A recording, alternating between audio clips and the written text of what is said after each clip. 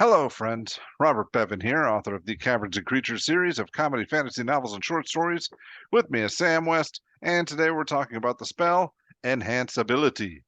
That's, that's two words, not enhanceability, like enhance ability. Okay. Two second level transportation spell from Player's Handbook. Takes an action to cast, range of touch from older editions. Concentration an hour. You touch a thing and bestow it an enchantment. It gets Bear's Endurance, Bull Strength, Cat's Grace, Eagle Splendor, Fox Cunning, or Owl's Wisdom. And each of these, for the most part, is advantage on the respective ability check. So Bears gives Constitution, Bulls gives Strength, which notably advantage on Constitution checks is almost nothing. Cat's Grace is Dex, Eagles is Charisma, Fox is Int, and Owls is Wisdom. If you upcast it, you can pick more creatures. And then the other one, there's more little things to note. Cat's Grace says that a creature with it doesn't take damage from falling 20 or less feet. A Bull Strength gives the ability to double your carry capacity, and Bear's Endurance gives 2d6 temporary hit points. I could talk at length about why each mode isn't good. I could talk at length about how you probably never should ever cast the spell. I think this would be better spent exploring why boring spells are bad for the game and why this spell should be heavily revised so that the cool names of things actually do and fulfill player fantasies in a meaningful way. Because currently it doesn't. Currently the spell's utter trash. All right. Last video we did, I said I was going to make an effort to be more positive, but I picked the wrong spell for that. Now I can see that this isn't great. However, I'm also jaded because I remember third edition. It wasn't called enhanceability. It was all called all the little sub ones. Cat's Grace, Eagle Cat's Splendor, Grace, yada yada, and that gave you a +4 on the ability, which felt and huge whenever you got it, right? yeah, You get it at third level and you're like, oh my god, this doubles my modifier. That's enormous. yeah, and that counted for everything, not just ability checks. That was for fighting, Attack for rolls, saving armor throws, class. AC. Yeah. Yeah. Both flat-footed and regular. But now, what do you do with this? So hypothetically, this is supposed to be used where you know you're going to be making a series of ability checks. Those have to be all of the same type of ability check, and then you touch the person and give them advantage on those ability checks. The temporary HP on Bear's Endurance is technically a thing that's attached to it, but like, again, there are no Constitution skills in the game. There just aren't any. They don't exist, which means most DMs aren't making Constitution skill checks. The kinds of Constitution skill checks that could exist, I would argue, would be like forcing yourself to drink a whole lot of alcohol, or getting yourself like to force your way, putting yourself in a position where your body is being pushed to its extreme. And even then, you're muddling the ground between a saving throw, right? Yeah. So that's to say, Constitution checks basically don't exist. So that means Bear's Endurance is 2d6 temporary hit points. That doesn't really quantify as a second level spell, in my opinion. False Life does more in its first level. But when I say does more, it does a d4 plus 4, which is on average better than or close to the average of this. Don't use Bear's Endurance. Bull Strength is strength checks, and carrying capacity doubles. If you're playing with carrying capacity rules, an hour for doubling it doesn't matter because that's what I'm thinking. What are you carrying just for an hour? Yeah, you're not. So it's not really like, maybe you're trying to say we'd like to carry double the loot out of here. Barbarian, Bears, Bull Strength, everyone piles the loot on top of that player. And that very much is a dungeon crawl classic. You were doing the exact, well, how much can we actually carry? We brought the hirelings to do it. We need to get this treasure out of here somehow. This is how we do it. Very reminiscent of D&D of old in a lot of ways. If you're playing that game, that's where this comes up. And that's a like post-fight using the spell for flavor that could be just a tensor's disc, right? So there's ways to do that better. You shouldn't probably ever be using Bull Strength. Unless, again, maybe you're about to kick in 8 consecutive doors on a timer. Then maybe you go for Bull Strength, because it's just athletics checks for the most part. Cat's Grace is dex checks, so that will be like, you need your rogue to succeed, and you're casting this instead of Pass Without Trace or Invisibility, and that doesn't seem right. So that normally means you're being casting on top of one of those two. And that's where that then kind of gets used as. Maybe you're doing some sleight of hand sneaky stuff too. Maybe it's like a sequence of shady dealings. I think Cat's Grace is probably the most usable, especially like not taking damage from falling 20 feet makes the infiltration mission sort of have something to do with Cat's Grace. And then the other three are all supposed to be either exploration puzzling, so investigating things, or social navigation. So acknowledging people, like insight checks versus charisma checks versus all the different social atmosphere stuff is what the rest of them do. If you got all three of them in one, I'd still call this spell bad, but you have to pick one. So you're only getting a third of the wisdom or charisma that you would really need to navigate a social encounter, which is a bummer. Well, I think you only need one. I mean, yeah, it'd be marginally better if you got more than one, but I mean, you're not doing a whole lot of. I mean, I guess if you're a James Bond type, you could be infiltrating and charming people or whatever, but that's I don't think that's going to come up enough. I don't think most of this is going to come up enough. But yeah, I would rank Cat's Grace the most usable, and then I guess Eagle Splendor. Yeah, I'd probably go charisma Then next, and then it's probably wisdom, because there are a lot of wisdom checks out there, and there are a lot of intelligence checks too, though, so it might be a tide. And then bull strength and bears endurance are down at the bottom somewhere. but Bob, even those high ones are, yeah, you can like I said before, most of these you can get better effects with different spells or probably even feats or just character abilities or whatever. so Um, like you go said ahead. earlier, in Editions of Old, it gave you a +4, and that felt Yeah. huge, right? Whenever you got it, you were like, oh my god, I now shoot super sharp. I am the most dexterous MF that has ever been on planet Earth, right? Like you are getting an outrageous modifier in the early tiers for the relative system. And it got worse as you go on. Whenever everyone's getting like +15s and 20s to things, right? It's still like meaningful, but it's only like a fifth of your score as opposed to half of your It's a score. second level spell.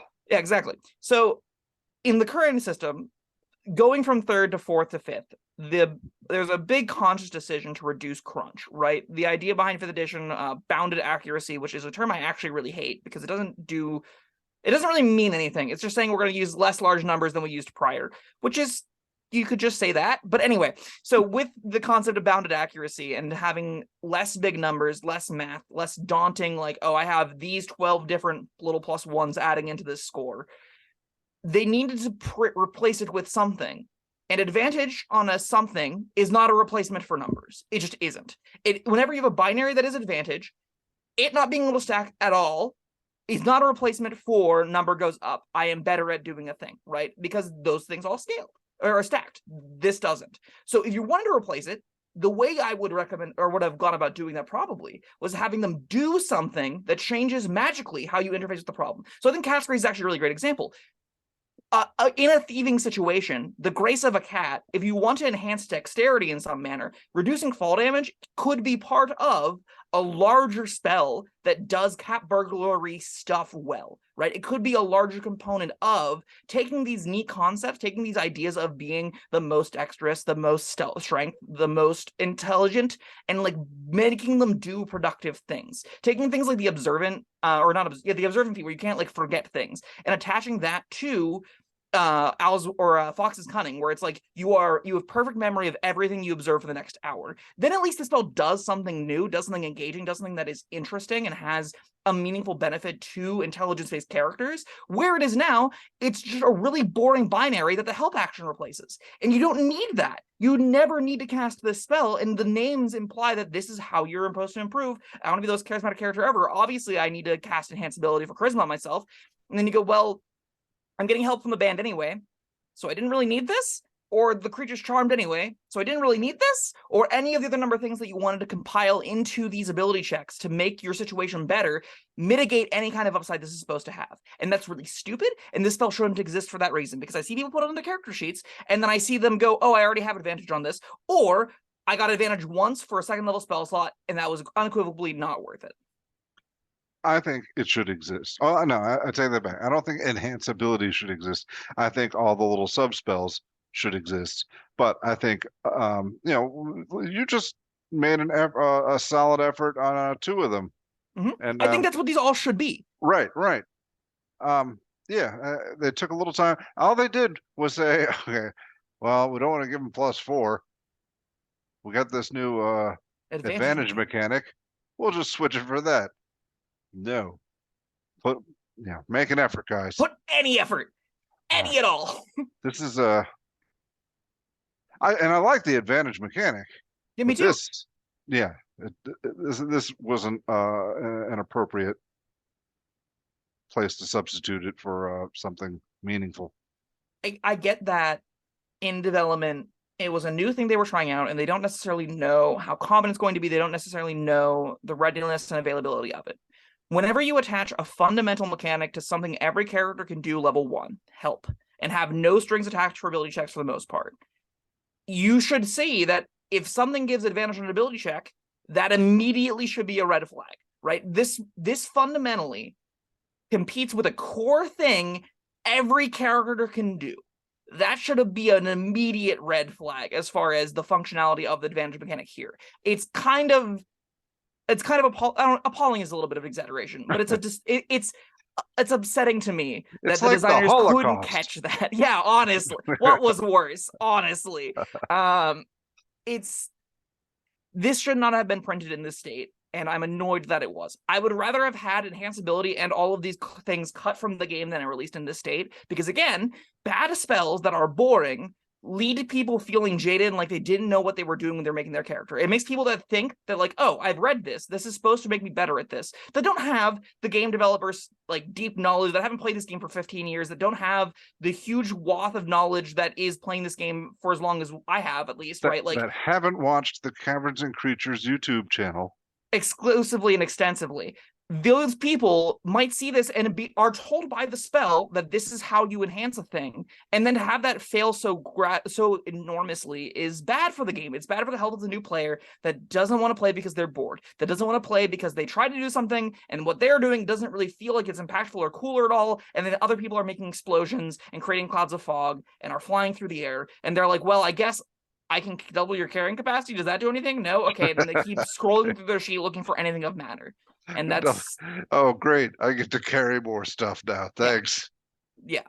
Trap spells like this can't exist. And I really, really hope that in the coming a big amendment to the game, this spell is removed, or better yet, replaced with the 6 individual spells that it deserves to be. I don't want it to be removed. I want the better spells. I think there's something that is deeply satisfying, right? Of being like, I give you the strength of a bear, and then watching your barbarian Hulk out, right? There's something that should happen. I would let bear's endurance just be +4 strength. How cool would that be in this system, in the day and age that we live in now, right? In a world where you have so few things that add to the modifier, even if it's just like, yeah, the barbarian now gets +2 to hit, sick, and they just hit like a bus and they're ripped as it sounds super sweet. And the other ones can be more complex or different, have different ways to engage the ability scores. That could be really sweet. That's not what this is. What this is a series of advantage on ability checks that could be replaced with the help action, or other spells or abilities, or any number of things. Yeah. Guidance, a cantrip, is more useful than this is at empowering ability checks, because it doesn't stack with advantage, or because it stacks with advantage, and this doesn't. Yeah, that's true. Yeah, I love ranty videos like this, Bob. I hope the viewers do too. Yeah. Well, they know what to do. They can shut it off. That's true. For those of you watching, however much longer this video remains, this is probably all we're gonna do. I mean, little disclaimer: this is a video where Sam and Bob just go, "Wow, this spell is the worst. I hate this." Yeah, I mean, we could talk about ways to use it, but I don't want to use it. I think we actually touched on every single way to use it. Whenever we're briefly going into it, we're like, social encounters are the brain ones, or like exploring the dungeon. You go, okay, well, I'm gonna give you advantage on your wisdom perception checks, which you can't. You could be just taking the help action over and over again. But if you wanted to do that, those are the cases for those. And then bull strength is breaking indoors or escaping with lots of loot, and bear's endurance is a worse false life. So like that one doesn't have a use. So that's good. All right. Well, I wonder if I have them. No, I don't see them. I had these shot glasses made up with each of the little things, bear's strength, and it had that's cute. +4 strength or whatever. But yeah, I don't know where they went. But yeah, that's all I've got to say. That was back when I was playing 3rd edition. The good old days. Classic 3. No. I don't want to say the good old days, because there's most of 5th edition is improvement. But I 100% agree. I bitch about it a lot, but most of 5th edition is a marked improvement above most of the other editions that we've had. All right. Well, you got a rating? 1 out of 5. Garbage. Unusable trash. A trap for new players that'll make you disappointed you prepared it. Yep. Can't argue with that. Total garbage. All right. Well, that was enhanceability. Thank you, Sam, and thank you everyone for joining us. I feel like there could be comments here. I'd like to hear them. What do you think about enhanceability? Yeah, let us know. Until next time, bye-bye.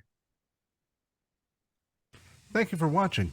If you found this helpful, informative, or entertaining, I'd really appreciate it if you hit the like button below.